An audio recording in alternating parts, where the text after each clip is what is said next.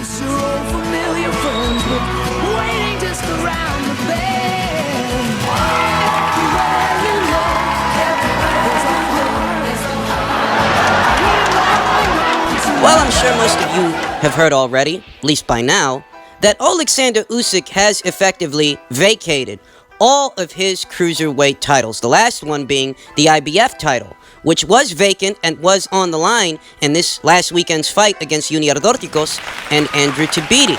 But that contest is not why we're here today. That's not what we're here to discuss. What we're here to discuss is the Ring IQ pound-for-pound list. What? And how Alexander Usyk, having vacated all of his cruiserweight titles, all of them, effectively ejects him from the list. Now understand something, ladies and gents. This is not something that I'm crazy about. Quite honestly, I don't like the particular pecking order. You understand? In my opinion, Alexander Usyk, for example, is a far more skilled fighter than Leo Santa Cruz, in my opinion. But guess what? That's my opinion. And the Ring IQ pound-for-pound list doesn't run on opinions, not even my own. The Ring IQ pound-for-pound list runs off of facts, stats, and logistics, governing criteria that affects and dictates the pecking order. And with Alexander Usyk having vacated all of his different belts, not being in possession of any belts, anywhere, anymore, he's off the list. He does not meet the criteria to maintain a spot on this list. And we all know why. Because he's moving up to the heavyweight division. Now, I'm sure most of you guys out there are already familiar with the list, how it works, and why it works that way. And how Alexander Usyk not being in possession of any world titles of any kind, that voids his rank. He's off the list up until he can procure a world title in what is his next weight class, the heavyweight division. Some of you guys might be thinking to yourselves, what's the point in that? This guy got the job done at cruiserweight. He proved he was the best cruiserweight in the whole goddamn world and proved he was a pound-for-pound fighter in the process. So how do you bump him off because he's moving up in weight? I'll tell you how. Just because you were an elite-level guy at cruiserweight doesn't mean you're going to be an elite-level guy at heavyweight. I mean, in all honesty, you might have been hot shit in that weight class. But when you move up, who's to say that you won't get starched by a journeyman? And if you get starched by a journeyman, I don't think anybody's going to be calling you one of the most skilled fighters in the world afterwards. Probably not. I don't think you're going to be considered one of the pound-for-pound elites if by some chance you go up there and some unsuspecting character gets you out of there. I reckon. Here's an example, and I've used it before. Jorge Linares at 135 was one of the top 5 guys at that weight. WBA and Ring Magazine champion. Great body of work, and he was actually a multi-division champion. He wasn't just a champion at 135, he actually climbed to 135. So in many ways, at 135, Jorge Linares was an elite level guy. At 135. But at 140, that wasn't the case. He got starched in one round by a journeyman. A journeyman named Pablo Cano, who has 7 professional losses. Needless to say that while Jorge might have been better suited at 135 to fight at 135, at 140, he looked like a fish out of water. He wasn't an elite level guy at 140 pounds. That if Jorge Linares was ever a high level fighter, well, that would have been at 135, that you could put him in there with high level guys, top contenders, so on and so forth, and at 135, he could handle his business. But at 140, where he is today, that's not the case. Not anymore. And that same logic applies to Alexander Usyk.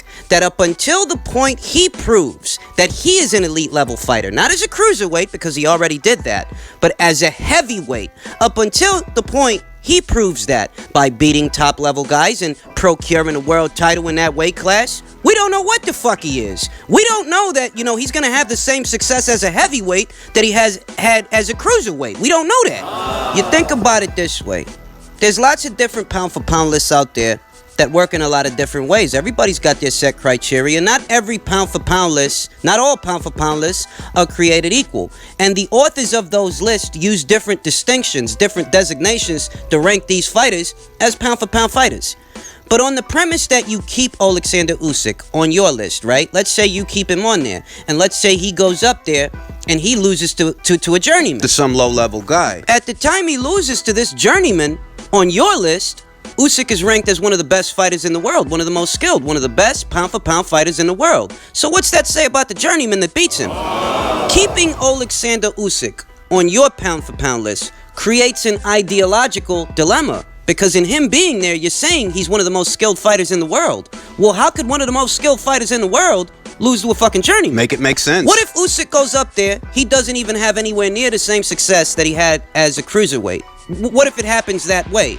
At a time when you're ranking him as one of the best pound-for-pound fighters in the world. Well, how could one of the best pound-for-pound fighters in the world, one of the most skilled, based on your list, get beat by your run-of-the-mill heavyweight?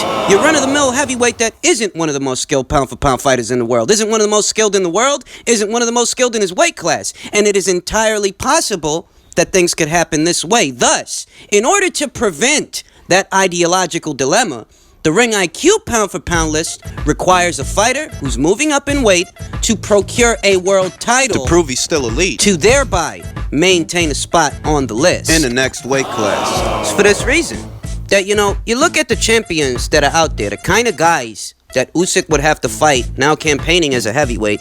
You look at the kind of guys that he would have to fight to win a world title of any kind. You understand? You got Andy Ruiz, unified champion Andy Ruiz, WBC champion Deontay Wilder, or lineal champion Tyson Fury, right? Because that's a figurative title. But better still, you look at the kind of guys that Usyk would have to fight now as a heavyweight to become a champion. And just imagine if he were to beat and unseat any one of those guys. Wouldn't that effectively communicate that not only is he one of the best fighters in the division, but he really is one of the best fighters in the world? I mean, he'd have to one be. of the best pound-for-pound fighters in the world. Some people would say that's enough to crown him at number one, wouldn't you say? If he goes up there, beats an Andy Ruiz, or, Anthony Joshua if he wins his world titles back, or a Deontay Wilder, or a Tyson Fury. Wouldn't that effectively communicate that, yes, Usyk really is one of the best pound-for-pound fighters in the world? Of course it would. You know it, and I know it. And it's for this reason that the Ring IQ pound-for-pound list requires just such a fighter who's moving up in weight to procure a world title to maintain a spot on the list. Because unless you get a world title, we don't know how good you are at this weight. We don't know that you're still one of the best fighters in the world, one of the best pound-for-pound fighters in the world. For all we know, you go out there, you lose to Joe Schmo, because maybe the climb in weight was too much for you. Maybe the climb in weight affects your ability to perform. That as a cruiserweight, you might be an elite level guy, but as a heavyweight, not so much. And you know what? It happens more often than you think. Too many guys spend too much time focusing on fighters that it actually worked out for, where there are more fighters that it didn't work out for. A lot of people feel like Chocolatito climbed too high, in what was his fourth weight class. And he lost to Sorun Visai. Not once, but twice. He never actually bounced back from that initial loss to Sor. If anything, he lost worse in the second fight. It's the kind of shit I'm talking about. It's also for this reason that a fighter who just lost his last fight, any fighter coming off a loss, is not allowed to maintain a spot on the list. Not up until he gets back in the winner's bracket, because it's winning that got you ranked in the first place, not losing. It doesn't take skill to lose a fight, but it does take skill to win a fight. To win one. And it is skill that the list itself is attempting to measure. Thus, any fighter coming off a loss, we don't know what kind of fucking condition you're gonna be in. We don't know that after that loss, you're gonna go back to being the same guy who can compete at that same level. We don't know that. You gotta prove it. So you've got to go out there and prove it in order to, get ranked on the list.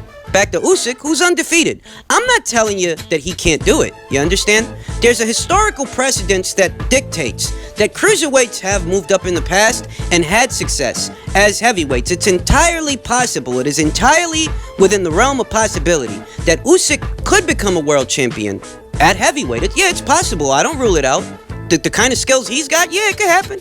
But up until it does, we can't rank him for it, because this list works on facts, stats, and outcomes. Not opinions, not predictions, not anecdotes. Yours or mine.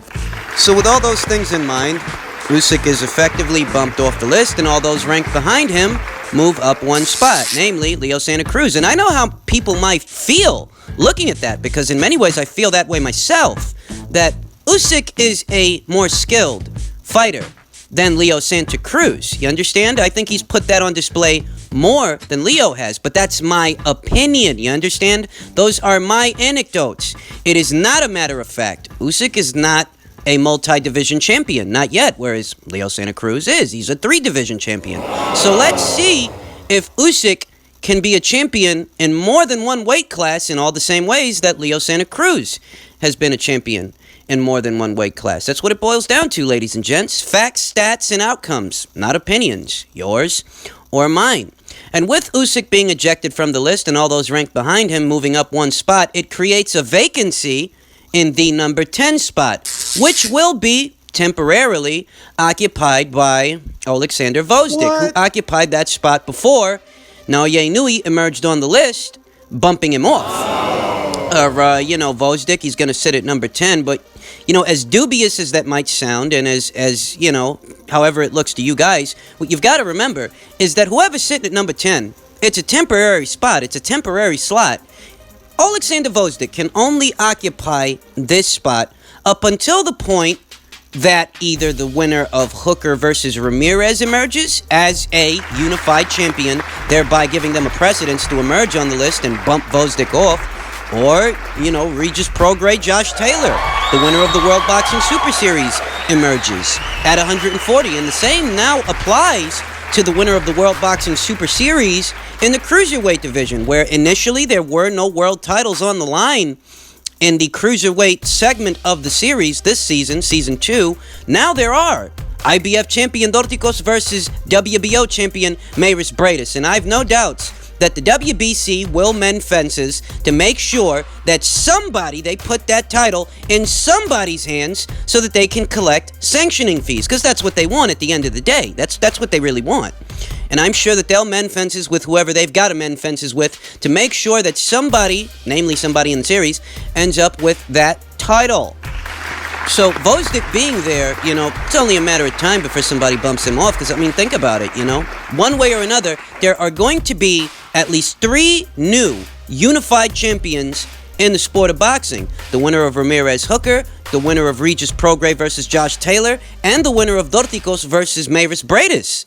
There's going to be 3. Any one of those 3 guys has a precedence to bump him off that number 10 spot and emerging somewhere else on the list. Higher than him, no doubts. So, I know you guys aren't crazy about it. I'm not either. But rules are rules, and there's a rhyme and reason for those rules, and that's how this list operates. For anyone out there who maintains Usyk on their list, look, I won't fault you for it. It's your list. You can run it however the fuck you want, based on whatever criteria runs your list. Many, if any. You understand? It's your list. I understand. I won't take issue with it. I understand. I'm just saying that in doing so, your list creates an ideological dilemma that could backfire if things don't work out for Usyk. If Usyk falters as a heavyweight. So, those are the updates. Moving on. Mike Kopinger just tweeted, spoke to Eddie Hearn, who says no deal with Top Rank for WBC title bout between Vasyl Lomachenko and Luke Campbell. If no deal struck by Friday's deadline, purse bid will be ordered. Sides negotiating deal for a UK fight. Eddie expects bout to land in the US if it goes to purse. And this was a curious development, in regards to where the fight will take place. And I'm just wondering, obviously it must be the Top Rank side of it, pushing to maybe have this thing in the United States. That might be the situation. And that's a curious development because I'm of the opinion that this fight is actually better suited for a UK audience, more so than a US audience.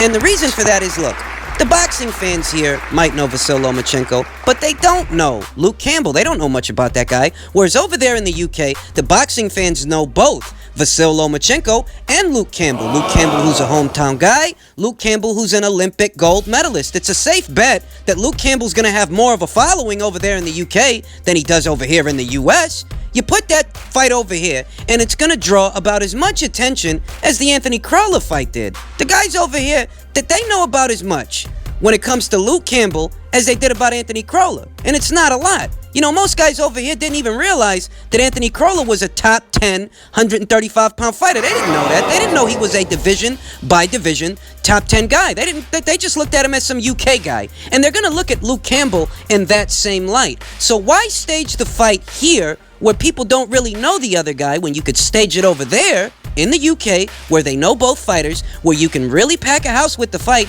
and possibly bill it as a pay-per-view.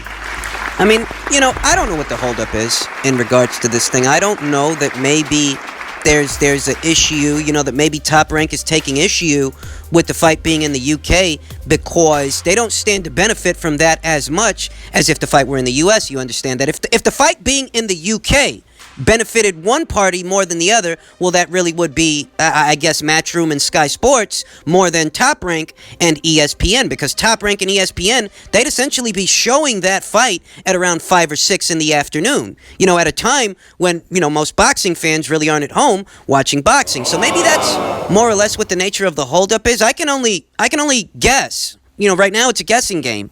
But better still, isn't it a bigger event over there in the UK where the boxing fans are already familiarized with not just one guy, but both guys? Just one man's opinion. Now, if the fight goes to purse bid, these guys can't reach a deal by the deadline, fight goes to purse bid.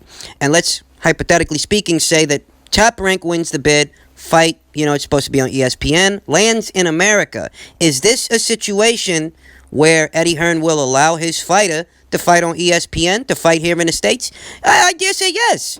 I mean, he let Anthony Crolla fight Vasyl Lomachenko right there on ESPN. They had their little tiff, they had their little situation, Eddie Hearn and Bob Arum. But at the end of the day, Eddie Hearn isn't going to stand in the way of his fighter participating in a big situation. He hasn't before, and he's not going to now. So even if it does go to purse bid and the fight does land in the United States as a result of Top Rank potentially winning the bid, I still see the fight going on. It's just that in a lot of ways, it doesn't actually make sense to have the fight here in the United States. Not in the best interests of the event itself, you understand that. Where could you draw a larger crowd with this event? Where is this event a bigger fight? Is it a bigger fight in the US or is it a bigger fight in the UK? And I think that there would be more public interest if the fight were in the UK than if it were in the US. Because I reiterate, a lot of people here don't know jack shit about Loma-Campbell. But over there, he's actually got a following, or at least a bigger following than what he's got going on over here. So, we'll see what happens. We'll see what develops and what turn this story takes. But I maintain my original opinion. This fight really is better off across the pond.